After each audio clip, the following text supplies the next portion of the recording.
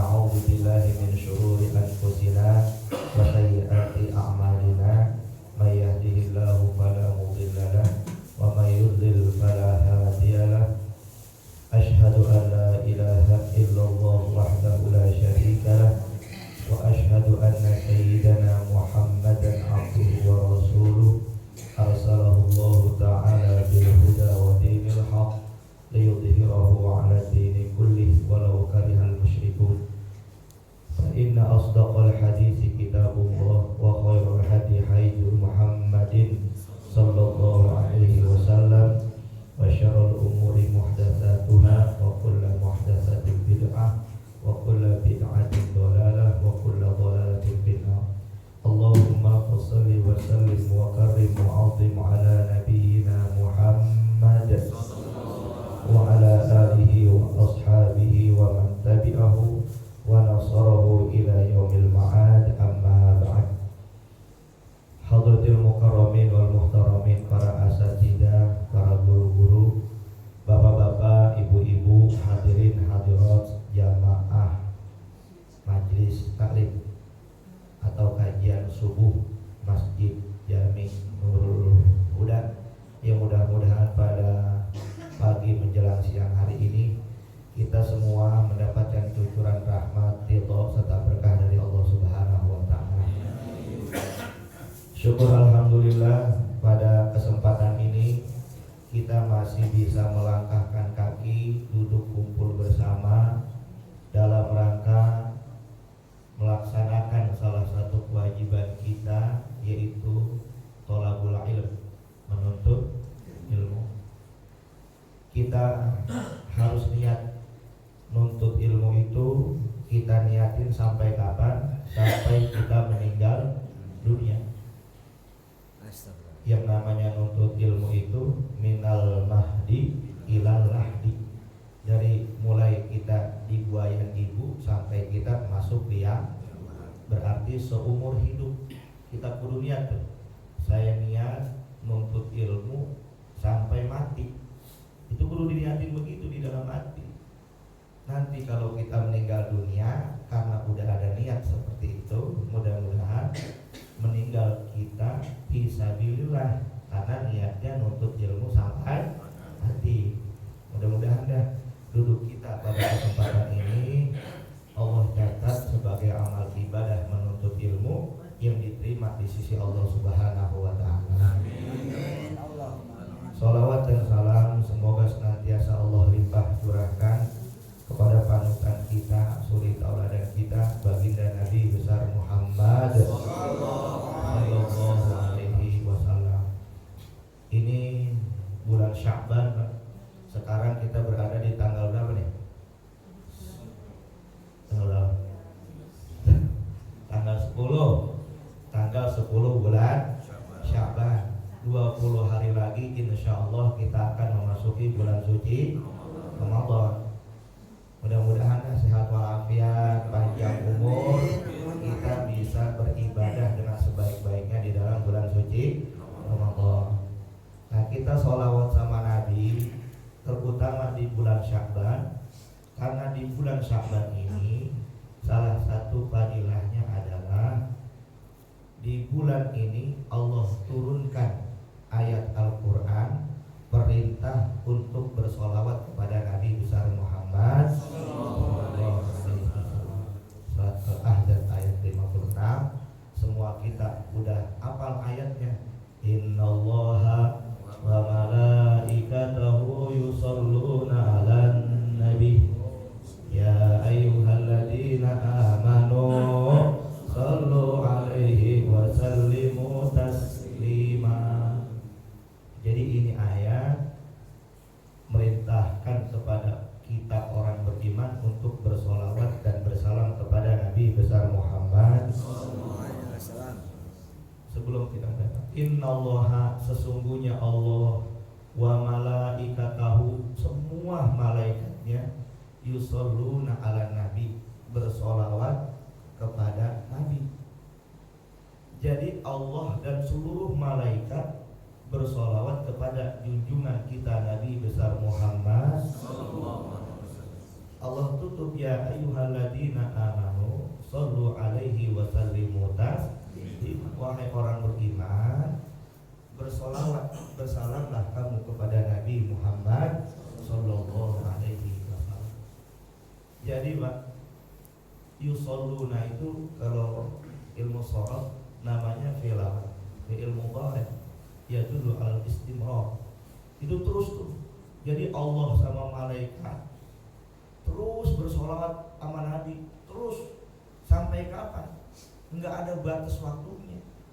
Enggak ada satu detik pun yang terlewat di dunia ini kecuali di situ ada sholawat Allah dan para malaikatnya untuk Nabi besar Muhammad sallallahu alaihi wasallam.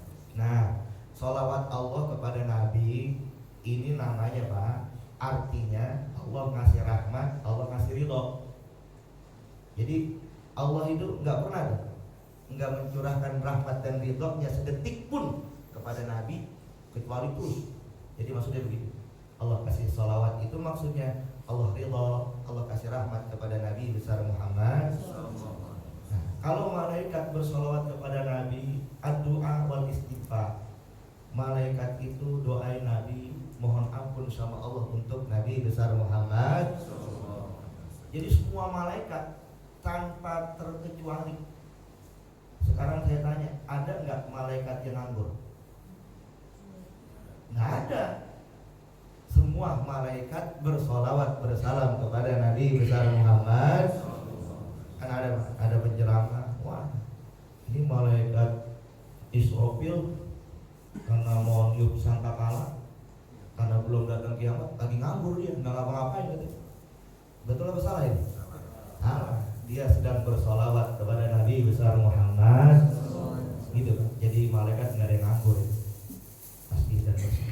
Nah, adapun kita orang beriman bersolawat kepada Nabi artinya kita mendoakan Nabi dan berterima kasih kepada Nabi besar Muhammad. Semakin kita banyak bersolawat kepada Nabi, berarti kita makin banyak berterima kasih kepada beliau. Karena solawat kita kan doa Pak. Nabi itu kalau ibarat gelas Pak, ini airnya ini doa. Nabi itu gelasnya udah penuh. Umatnya ini miliaran membaca sholawat kepada beliau. Padahal gelasnya udah penuh. Kira-kira kalau diisi air ini gelas tumpah agak airnya? Luber kagak? Nah, artinya apa? Ketika kita bersholawat kepada Nabi, hakikatnya bukan untuk Nabi, tapi kembali kepada kita. Makanya kata Nabi, man shalla alayya sholatan sallallahu alaihi biha asyraf. Siapa yang bersalawat kepadaku satu kali, maka Allah akan berikan 10 rahmat. Jadi salawat aja. Mau duduk, mau diri, mau jalan, mau berbaring, kita bersalawat kepada Nabi besar Muhammad sallallahu alaihi wasallam. Ya Pak, itu salawatnya. Bapak, Ibu hadirin rahimakumullah, terkait bulan Sya'ban, 20 hari lagi kita akan memasuki bulan Ramadan. Ini biasanya ada tradisi di bahasa Betawi itu ruahan. Kalau orang Jawa ruahan sama ya, cuman ruah dia. Ada juga di bahasa sekarang itu nyekar. Ada ya gitu. Nah, ini tradisi ini bagaimana menurut pandangan Islam? Ruahan itu Pak, kenapa Sya'ban disebut ruah? Ini mengingatkan kita untuk selalu ingat kepada orang-orang yang sudah meninggal dunia. Makanya disebut ingat ruhnya, ruh. Karena kan yang meninggal itu Pak, kalau kita sebut orang meninggal kan kata kita. Padahal kata yang ngalamin meninggal kagak? Enggak, dia mah cuma pindah alam doang.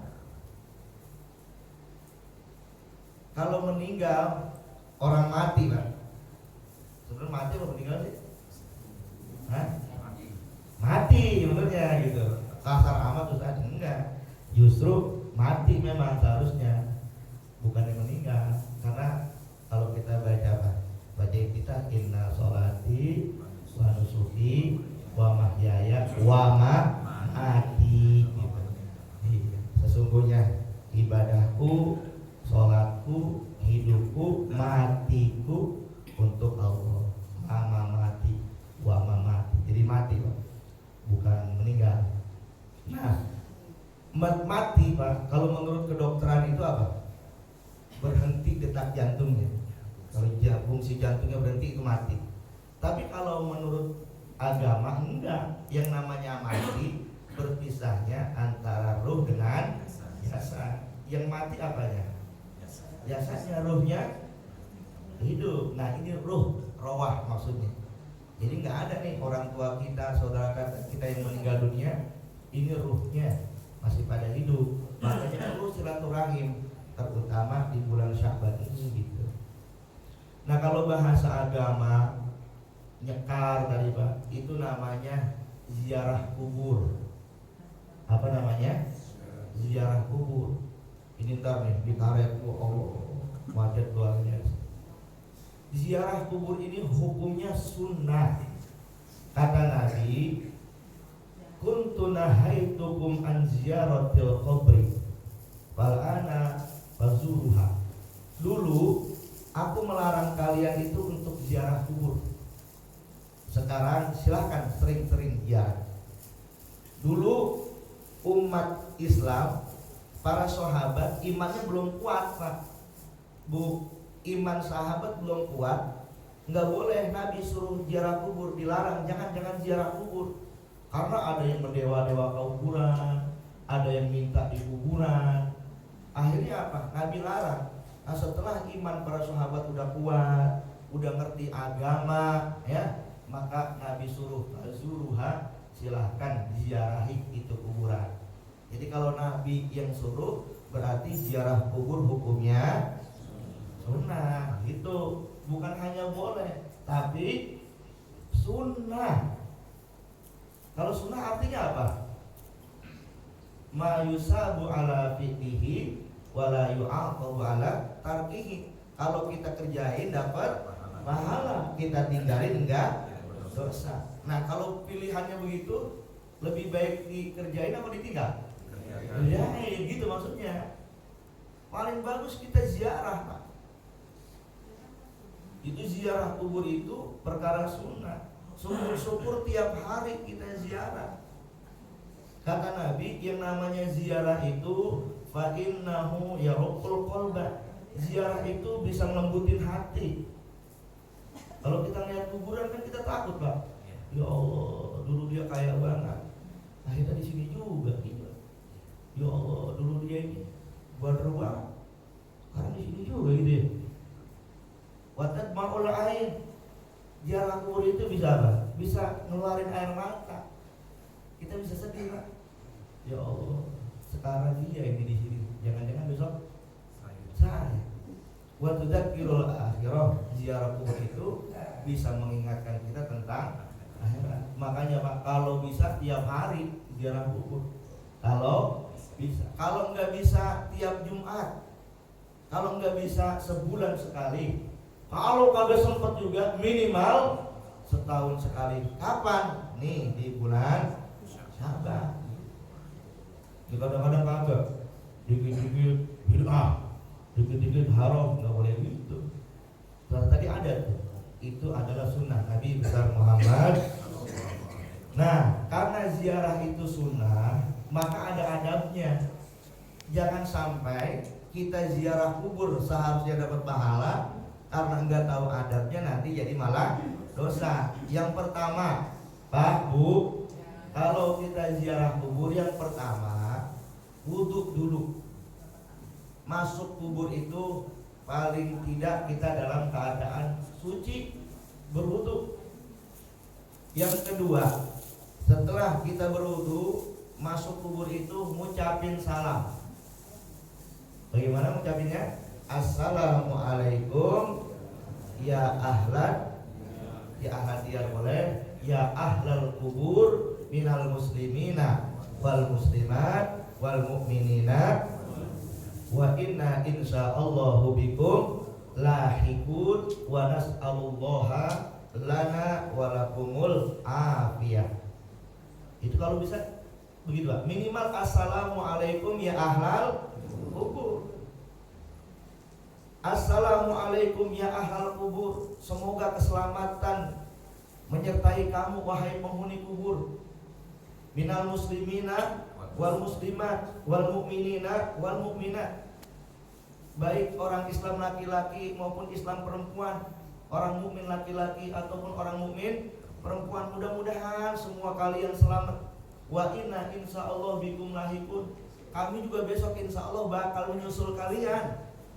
Wa nas'alu lana wa lakumul afiyah. Kami mohon sama Allah mudah-mudahan kami dan kalian semua dalam keadaan sehat wal afiyah. Amin.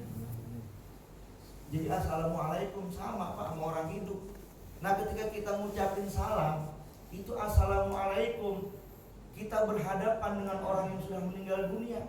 Karena emang hakikatnya mereka hidup. Ketika kita ngucapin salam Pak, itu salam kita dijawab sama yang ada di kuburan. Waalaikum salam. Cuman emang kita nggak dengar. Kalau kita dengar repot juga kan ya.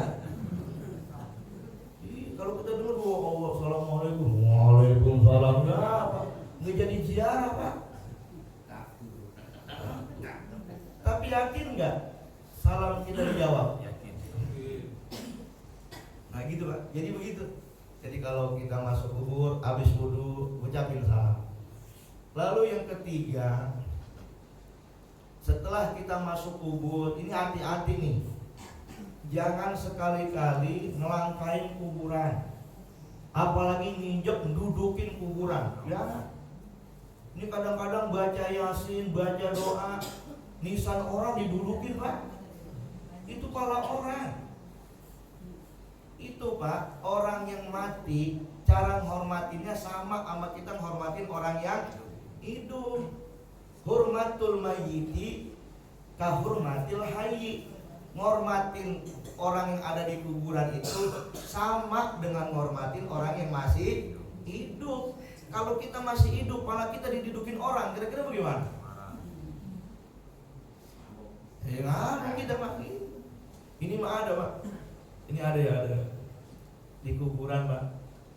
Ini kuburan emang di bawah. Di kuburan di bawah. Jadi kalau ada hujan itu air pada masuk ke kuburan Pak. Ini seharusnya ditutup. Malah sebaliknya Pak, dibuatin saluran air. Jadi air hujan semuanya masuk ke kuburan. Nah saya marah itu, jangan begini. Biarin apa? Emang harus sih orang udah pada mati. Ya begitu Pak. Jangan saya tutup, saya semen. Kalau boleh, nggak punya adab kita sama yang mati. Jadi kalau kita hormatin orang yang mati sama dengan kita hormatin yang hidup begitu. Nah, sama Pak. Dulu ada sahabat cerita begini. Ra'ani Rasulullah sallallahu alaihi wasallam muttaqian 'alal qabr. Faqala la tu'li sahib hadzal qabr.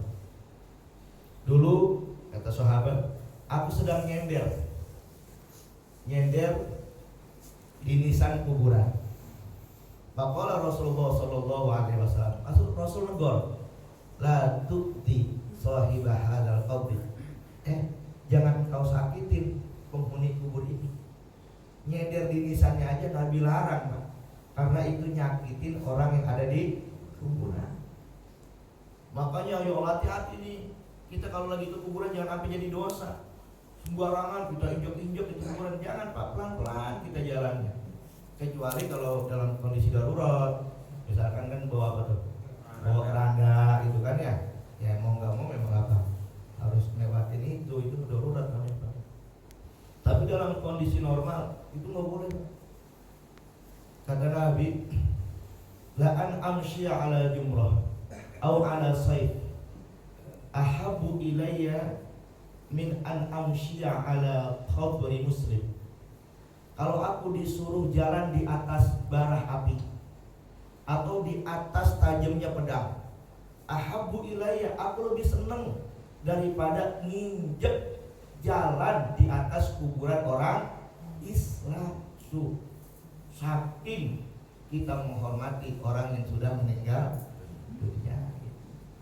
Nah, jadi begitu ya. Nanti besok kalau ziarah, ya, apalagi yang perempuan ya Bu, iya, tutup aurat. Ini kadang-kadang waktu pulang kerja pakai androk di atas dengkul Pak, duduk di atas kuburan baca Yasin, ya gila. Itu kata di kuburan ya ngongkong gitu kali ya. Ya, yang sopan. Kalau mau ziarah kubur ganti dulu pakaian, kita punya wudu. Nah Bapak hadirin rahimahullah, terkait orang yang sudah meninggal dunia dikatakan itu arba'atun min wafaqatil ulama allati tanfa'ul mauta. Ini pelajaran Pak. Ada 4 yang bermanfaat untuk orang yang meninggal dunia, dan ini sudah disepakati oleh ulama. Jadi nggak ada ikhtilaf. Jadi ada 4 perkara yang tetap bermanfaat untuk orang yang sudah meninggal dunia. Ini 4 ini kita bahas Pak ya. Lagi serak-serak itu Ustaz. Oh, saya minum Pak Haji izin ya. Itu Pak Haji itu ada roti di mana Pak Haji?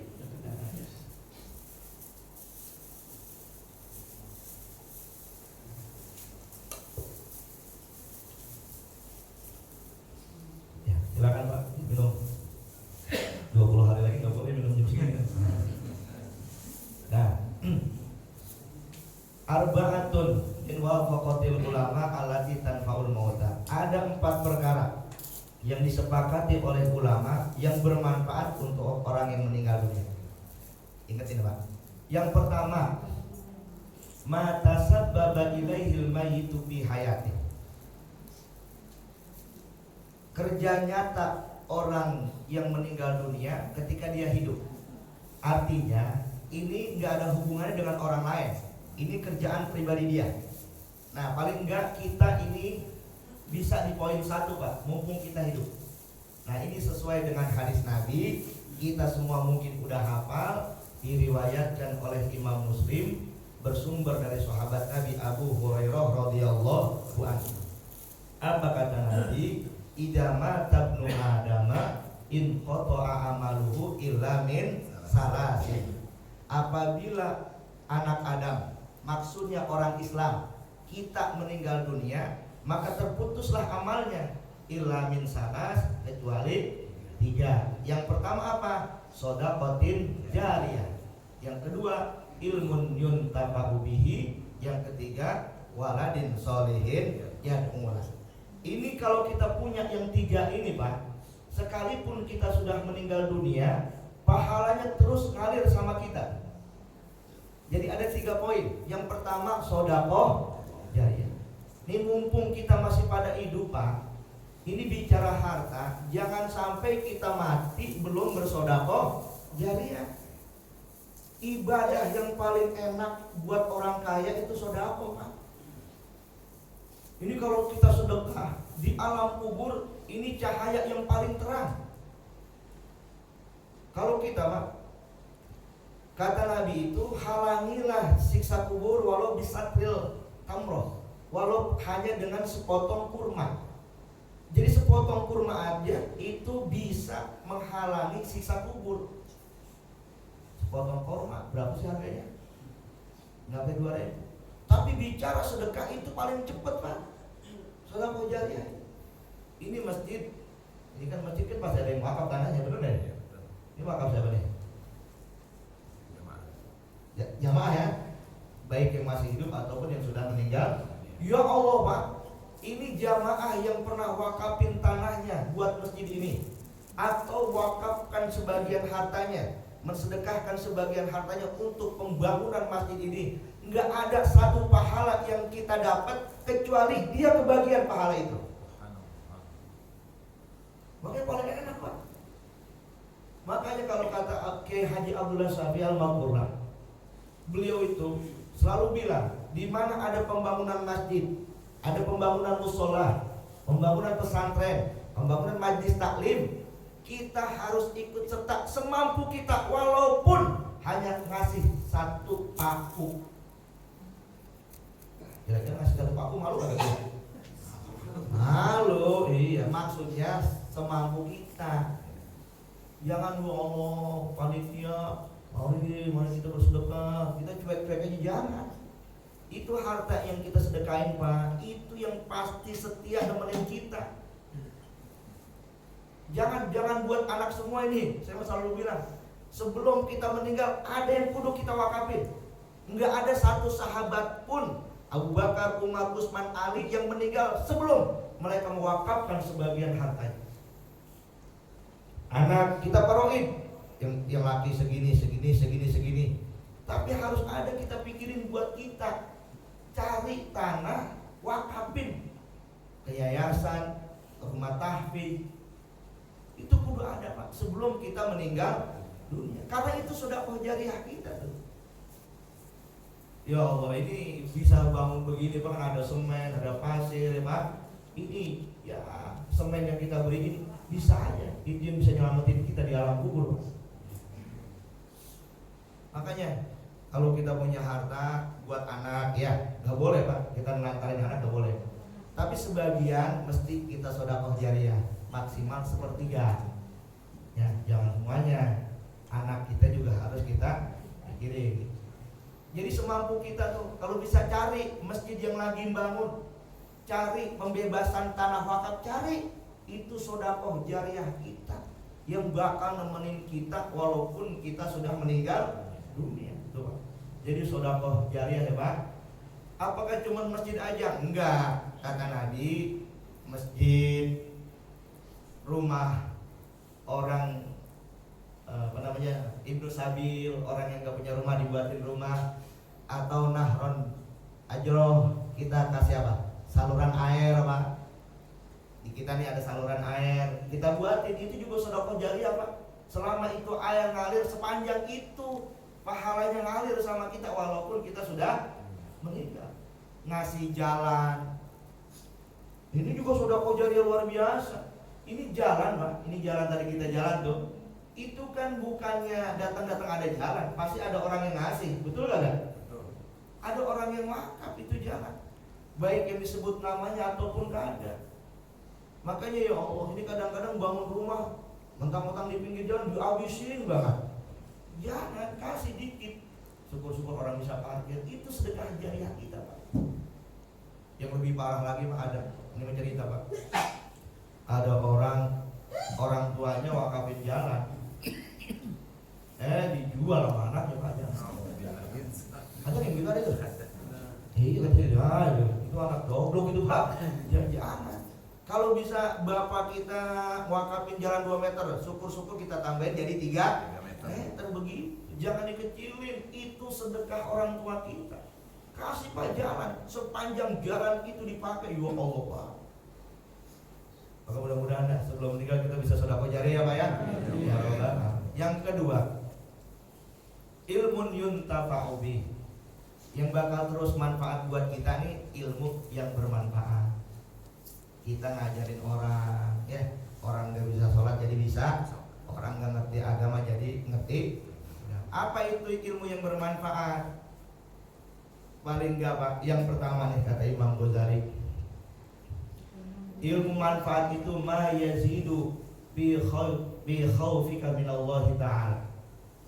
Ilmu manfaat itu ilmu yang menambahkan rasa takut kita kepada Allah.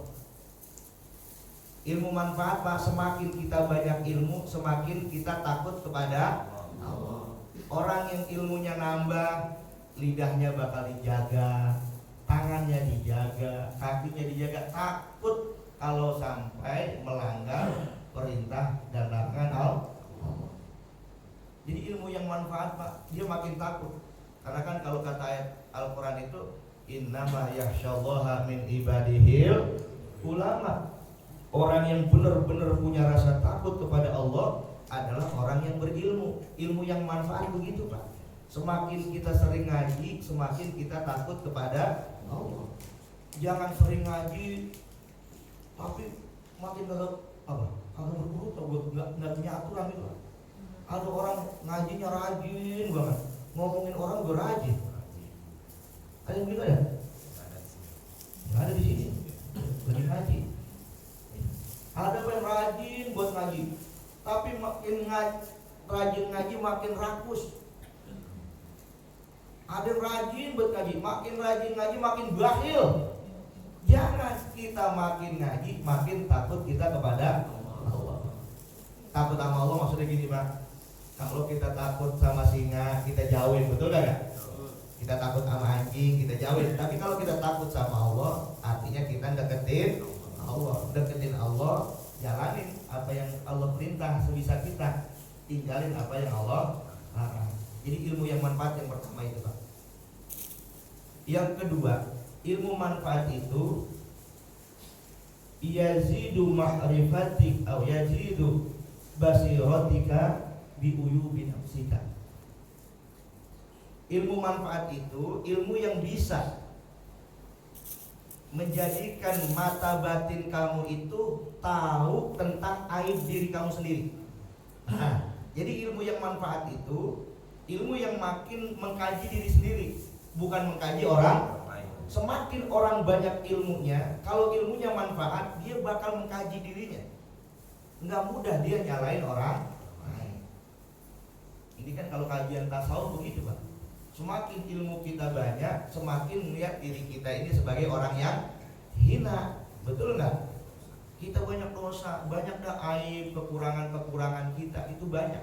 Nah kalau ilmu kita manfaat Pak, itu tuh kita makin ngerti tentang aib dan kekurangan kita. Kita mah Pak dianggap orang baik bukan karena kita baik, karena Allah masih nutupin aib kita. Bener kan ya?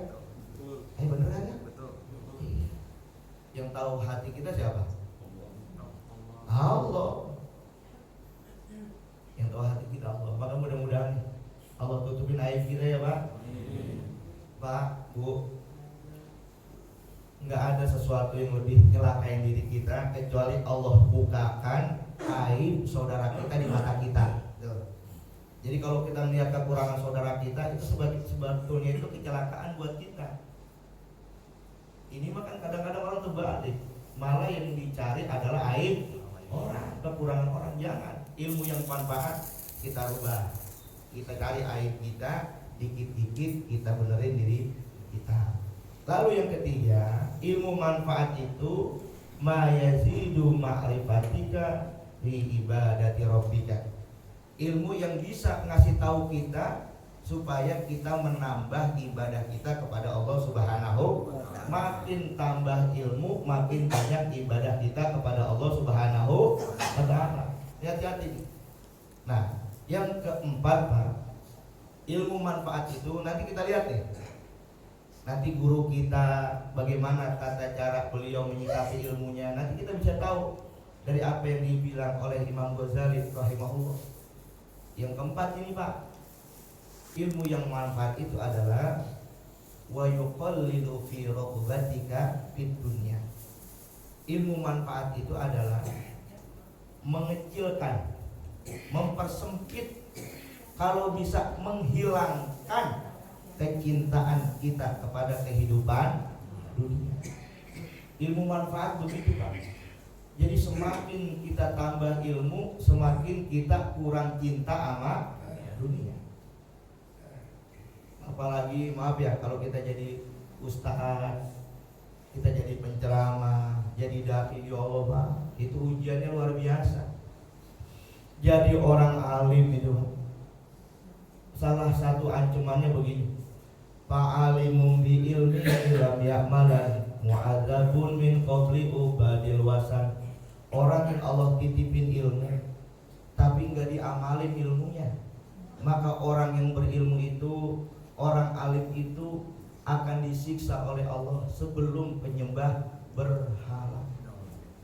Jadi orang alim itu sebenarnya Allah luar biasa. Itu orang alim itu nanti hadis riwayat dari Abu Hurairah Pak, itu nanti di akhirat yang paling pertama ditanya itu orang alim. Orang alim, apa yang sudah engkau amalkan dari ilmu yang aku titipkan kepada kamu? Kata dia apa? Ya Allah, saya udah amalkan ilmu saya siang dan malam. Kata Allah, apa kadzabta? Kamu bohong. Wa taqulul malaikatu kadzdzaba. Malaikat semua bilang, ente bohong. Ente mengamalkan ilmu supaya dibilang ente orang alim. Jadi enggak ikhlas karena enggak boleh, Pak. Ini kalau kita ustaz ya, kita jadi ustaz ini apalagi Pak, urusan dunia ya Allah.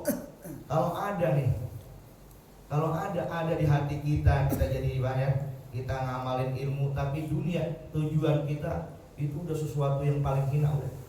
Wala tashtaru bi ayati samanan qalila. Jangan sekali-kali kita jual ayat Allah dengan harga yang murah. Maksudnya apa? Harga yang murah itu artinya dunia. Banyak apapun materi dunia di mata Allah harganya murah. Ya makanya kan ada yang nanya Pak, Ustadz, itu kalau ada ustadz, ada penceramah nerima amplop, hukumnya bagaimana? Dia boleh kan dia? Haji, nerima amplop boleh, hukumnya bagaimana itu? Jadi begini Pak, harta yang paling baik di antara hadis kita ada 3. Yang pertama, harta yang kita infakkan buat keluarga. Yang kedua, harta yang kita infakkan untuk perjuangan di jalan Allah. Yang ketiga, harta yang kita infakkan untuk orang yang berjuang di jalan Allah. Kalau kita ngasih hadiah kepada guru kita, kiai kita, ini adalah sebagai ikhtiar untuk membantu dakwah mereka. Maksudnya begitu. Ini termasuk harta yang paling baik. Jadi kalau ada ustadz nerima amplop, dikasih transport, itu Pak termasuk harta yang terbaik yang Allah berikan kepada kita. Kita belajarnya udah benar. Jadi emang begitu. Jadi sama guru juga begitu. Itu dari ngajar ilmu agama, kalau dia ikhlas, terus Allah kasih dia titipan secuil dari dunia, itu pun jadi harta terbaik buat dia. Syaratnya nggak boleh minta. Nah gitu. Jadi gitu Pak ya, nggak boleh minta. Wattabi'u ma la yas'alukum ajra. Ikutilah orang-orang yang tidak meminta upah di dalam dakwahnya. Jadi nggak boleh kalau ada ustadz minta, udah nggak boleh. Dikasih syukur enggak ya? Ustadz Guntur tahu ya. Jadi begitu Pak. Jadi kuncinya itu jangan minta. Malayas alukum ajur, nggak boleh minta. Sekarang ada fenomena ustadz bertarik, betul gak ada? Ini wow. Kalau ada ustadz, ada mubalek, ada penceramah, Allah titipkan ilmu agama, terus dalam dakwahnya dia memasang tarik, pasti batil, haram, munkar. Kita kalau jadi panitia jangan jadi penceramah kayak gini, jangan, udah berkah, dosa kita. Ya Allah, jangan. Ada Pak, ada itu kayak begitu. Kalau manggil si fulan biayanya sekian, masya Allah. Saya pernah Pak, ada sohibul baik datang ke saya, Ustaz, saya pengen panggil Ustaz si fulan. Rumahnya dekat. Kalau dari Bekasi ya naik mobil 1 jam Ustaz. Kalau hitungan bensin beli bensin 100.000 itu cukup. Pikiran saya, berapa transportnya Ustaz baru untuk Ustaz pulang? Siapin aja 4 juta kali. Ya udah siapin lah. Disiapin duit 4 juta Pak. Kita telepon di sana. Kenal kita Ustaznya. Ada apa Kiai? Ini kita mau ada acara Sohibul Baik, minta guru buat ngisi tausiah kajian di sini. Udah, kalau begitu gini guru dah. Insya Allah itu waktu Anda bisa kosong. Cuman tolong dah hubungi si fulan. Jadi tangan kanannya Pak, orang kepercayaan, kita hubungi. 2 hari setelah itu Pak, kita hubungin tuh orang kepercayaannya. Ditelepon balik, Ustaz, ada apa? Mohon maaf Ustaz, daerah mana? Pondok Gede, Bekasi. Itu bisa roh yang disiapin sama panitia berapa?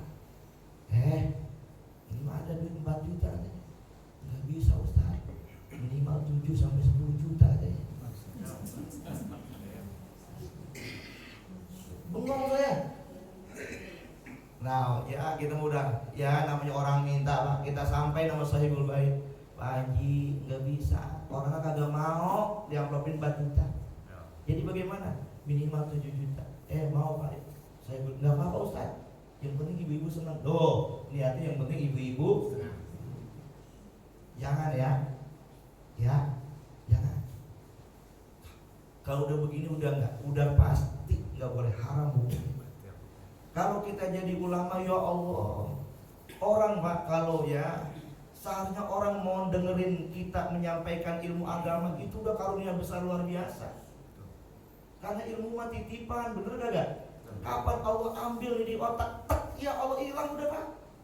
Ada seorang kiai Pak, pesantrennya gede, S2, hafal Quran, ratusan hadis di kepala dia Pak.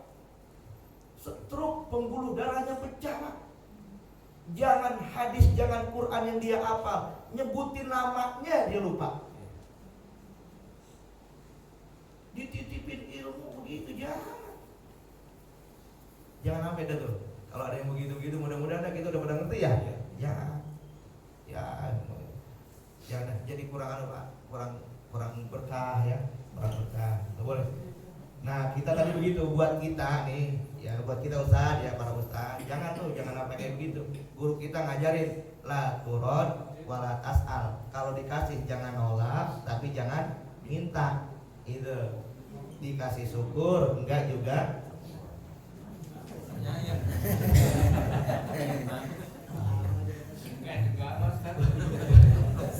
Ustaz Guntur demen bener. Alhamdulillah katanya. Tapi buat kita yang jamaah, tadi guru ingat tuh, harta yang terbaik adalah harta yang kita berikan kepada guru kita, gitu maksudnya. Jangan juga ya Allah, Ustaz dari Karawang bawa mobil ngisi tausiah di Kota Bambu, pulang diamplopin 50.000. Ya Allah, tekor itu Ustaz. Iya. Ya kita juga punya pikiran, maksudnya gitu ya Pak. Ya punyalah, kita juga jamaah ya. Semakin kita hormati Ustaz, guru, insya Allah itu salah satu kita menghormati ilmu Allah Subhanahu wa Ta'ala. Jadi begitu. Ya kalau nggak boleh tuh, kalau ilmu yang manfaat wa yuqallilu fi rabbati fid dunya. Semakin ilmu nambah, semakin kita nggak cinta dunia, dan yang terakhir adalah semakin kita berilmu wa yazidu fi rabbati fil akhirah. Kita kalau ilmu manfaat makin cinta kehidupan akhirat. Mudah-mudahan ilmu kita manfaat ya Pak. Amin. Makanya apa nih Ibu nih Bu, kalau bisa, kalau kita punya anak itu Bu, Fatihahnya jangan sampai orang lain yang ngajarin. Kalau bisa Ibu sebagai ibu dari anak-anak Ibu ngajarin Fatihah langsung dari mulut Ibu. Kenapa? Itu Fatihah bacaan sholat. Setiap anak kita baca itu jadi ilmu manfaat. Sepanjang itu tuh pahala terus ngalir sama kita walaupun kita sudah meninggal dunia. Dan yang terakhir, yang ketiga, poin pertama, waladin solihin yad'ulah. Yang pasti bermanfaat adalah anak yang soleh yang mendoakan kita orang tuanya. Jadi doa anak mah nggak ada hijab Pak. Dulu Pak dikisahkan sama Nabi, ada orang di kuburan, pahalanya pas-pasan, amalnya sedikit, tapi dapat nikmat kubur. Kuburannya terang menderang, luas luar biasa. Lalu bertanya, hada min aina ya Rabb? Ya Allah, ini dari mana? Apa kata Allah? Hada istighfaru waladika laka. Ini adalah istighfar, mohon ampun, doa dari anakmu yang dikhususkan untukmu. Mudah-mudahan anak-anak kita soleh-soleh ya Pak. Nah, yang satu ini ada 3 tadi poinnya ya, sedekah jariyah, ilmu manfaat, dan anak yang soleh. Lalu yang kedua Pak, poin kedua yang pasti bermanfaat untuk orang yang meninggal dunia adalah ad-du'a wal istighfar. doa dan istighfar. Ini doa kita buat orang yang meninggal dunia itu pasti manfaat. Pak, saking agungnya doa untuk orang meninggal dunia ketika sholat jenazah, kita 4 takbir. Takbir pertama baca apa? Fatihah. Kedua, ketiga, keempat, doa. Ini menunjukkan bahwa bacaan Fatihah manfaat buat orang yang meninggal dunia. Bacaan sholawat bermanfaat untuk orang yang meninggal dunia. Apalagi doa pasti bermanfaat untuk orang yang meninggal dunia. Makanya kalau kita khutbah Jumat, itu salah satu rukunnya khotib, Pak. Kalau khotib enggak baca itu enggak sah tuh khutbahnya. Apa? Ad-du'a li jami'il muslimina wal pasti begitu. Allahumma ighfir lil muslimina wal mu'minina. Itu kalau khotib enggak baca itu enggak sah, Pak. Kenapa? Ketika khutbah dibacakan doa, lalu jamaah mengaminkan. Kalau kita khutbah, doanya begini, Pak, sunnahnya. Allahumma ighfir lil muslimina wal muslimat. Nah begini kalau khotib, ya, saya begini, tunjuk hadis. Nah kita makmumnya angkat tangan di setinggi di mana? Begini tuh. Allahumma ighfir lil muslimina wal muslimat, amin. Nah ketika itu dibaca oleh seorang khotib, diaminkan oleh ribuan bahkan miliaran manusia muslim pada hari Jumat, entah berapa miliar orang di alam kubur yang Allah bebaskan dari siksa kubur. Begitu. Semua kebahagiaan. Makanya kata Nabi, laulal ahya la halakatil amwat. Kalau enggak ada orang Islam yang hidup, yang mati bakal celaka. Makanya mudah-mudahan kita meninggal dalam keadaan muslim ya, Pak. Amin. Yang pahalanya pasti mengalir. Masih ada waktu 10 menit? 10 ya? Masih 10 menit. Nah kata Nabi begini, Pak, mal mayyitu fi qabrihi illa kal ghoriqil mughawis. Orang yang meninggal dunia, orang yang mati di alam kuburnya itu persis seperti orang yang tenggelam, al-mughawis, yang minta tolong. Yang tadiru dakwatan talhiquhu min abihi wa ummihi wa ibnihi wa akhihi wa sadiqin lah. Itu orang yang meninggal dunia di kuburan, dia nungguin doa dari bapaknya, ibunya, anaknya, saudara laki-lakinya, saudara perempuannya, atau teman akrabnya. Fa idza lahiqathu kanat ahabbu ilaihi minad dunya wa ma fiha. Manakala dibacakan doa itu sampai kepadanya, maka orang yang dikubur itu senang sama doa itu melebihi senangnya dunia seisi-isinya. Loh, makanya doa ya, Pak. Kita nih kalau jadi anak wajib Pak, kalau anak mah setiap habis sholat Robbi firli wali walidaya warhamhuma kama rabbayani. Itu pertama doa buat kita, buat orang tua kita, baru nanti muslimin mukminin. Jadi doa itu pasti manfaat. Kita tahlilan yang kita baca doa, kita roahan yang kita baca doa, kita haul yang kita baca doa. Karena doa itu pasti bermanfaat untuk orang yang meninggal dunia. Nah, istighfar juga begitu. Doa wal istighfar. Istighfar kita buat orang yang meninggal dunia itu pasti bermanfaat. Makanya kan dalam takbir ketiga kita baca Allahumma firlahu warhamhu wa'afihi. Ini kan istighfar, ya Allah ampuni dia, rahmati dia. Mudah-mudahan doa kita dijawab oleh Allah Subhanahu. Nah, yang selanjutnya, Pak, yang bermanfaat untuk orang yang meninggal dunia adalah shadaqatul ahya lil amwat. Sedekahnya orang yang hidup buat orang yang mati. Ini kita sedekah nih, Pak. Kalau kita sayang sama orang tua kita, kita sedekah nggak usah atas nama kita, atas nama orang tua kita yang sudah meninggal dunia. Itu pahalanya udah pasti. Buat kita dapat, buat almarhum juga. Nama itu buat almarhum pula. Jadi kalau orang yang meninggal dunia, kita sebut aja namanya. Dia mau udah enggak ngaruh sama ikhlas, enggak ikhlas. Nah, sedekah orang yang hidup buat orang yang meninggal dunia ini pasti manfaat. Itu Pak, kalau ada tahlilan, itu kan sahibul bait ngasih apa? Makanan. Itu sebagai sedekah dia buat orang yang sudah meninggal.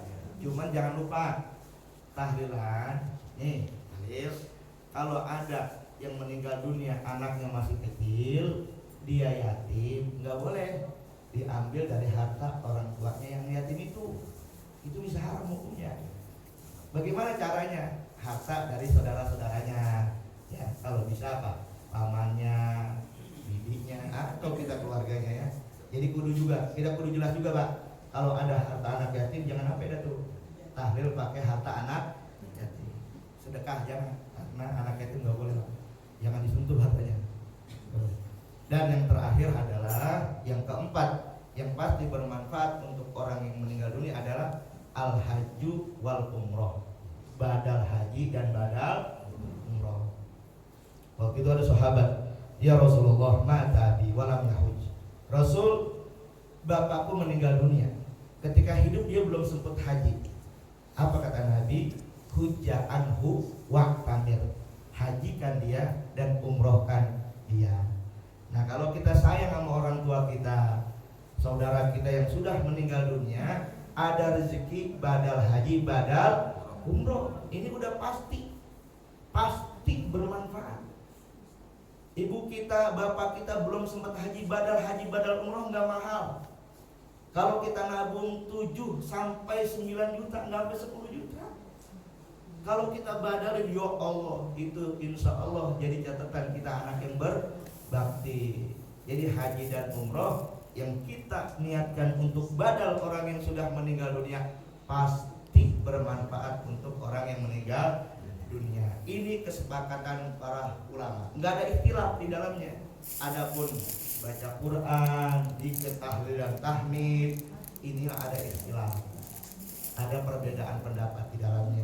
Adapun kita ihdafus thawab, menghadiahkan pahala untuk yang orang meninggal dunia, ini pasti bermanfaat. Wallahu a'lam bishawab. Ya, sebelum kita tutup mungkin ada yang nambah atau yang bertanya, dipersilakan. Masih ada waktunya 5 menit dah. Ya, silakan Bu, Pak. Assalamualaikum Pak Ustaz. Saya mau nanya,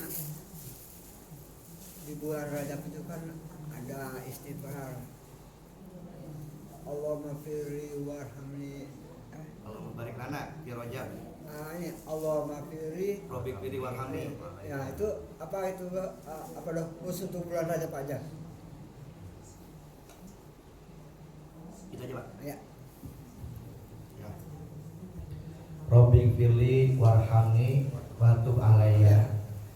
Ini Pak, ini zikir diajarin sama ulama, bukan sama Nabi. Tapi Robbi firli warhamni watub alayya ini termasuk yang maksurat, zikir yang memang sering dibaca oleh Nabi. Nah silakan, bebas mau Bapak baca bulan Sya'ban, Ramadan, dan di bulan-bulan lain itu bebas. Robbi firli, ya Allah ampuni saya, warhamni, ya Allah rahmati saya, watub alayya, terima ya Allah taubat saya. Kapan lagi boleh? Ya, silakan Pak. Enggak apa-apa. Terima kasih. Tapi anjurannya kok khusus Rajab? Ya. Ulama. Jadi gini Pak. Enggak khusus enggak. Jadi itu Maksud saya kan gini, ini kan istighfar Rajab begini gitu. Itu yang barusan diutarakan Pak Ustadz itu. Ya betul. Istighfar Rajab seperti itu. Ini kan boleh enggak kita mengkhususkan satu bacaan di waktu yang khusus? Boleh. Dan ini kita ngikut ulama, guru-guru kita. Bicara boleh. Jadi gitu Pak Ji. Jadi nggak apa-apa karena memang guru kita ngajarin ini istighfar Rajab, kita nggak apa-apa mengkhususkan itu. Itu kenapa? Karena memang dia sudah mujarobah, sudah terlatih, udah ada khasiat yang beliau sudah dapat di guru-guru kita dari istighfar itu. Jadi udah apa? Jadi yang paling penting itu Pak, yang paling penting itu doanya. Yang paling penting doanya. Robbing fili warhamni watub alayya. Ya jumlahnya ini mau lama Pak, ulama. Kudu dilatih memang. Kudu dilatih. Kita selawat. Nabi nggak ngajarin kita selawat 1000, 2000, tapi kan ada Habib kita, guru kita ijazahin selawat 1000, 2000 begitu kan? Ada selawat ini khasiatnya ini maka dia latihan batin. Bagaimana kita bisa merasakan itu benar atau enggak kalau kita belum melaksanakan itu? Coba aja dengan khusyuk samikna sama guru-guru kita, insya Allah nanti akan terasa sendiri itu di batin kita. Ya mudah-mudahan lah sepanjang Rajab kemarin doa kita, istighfar kita semua diterima oleh Allah Subhanahu wa taala. Amin. Ada lagi?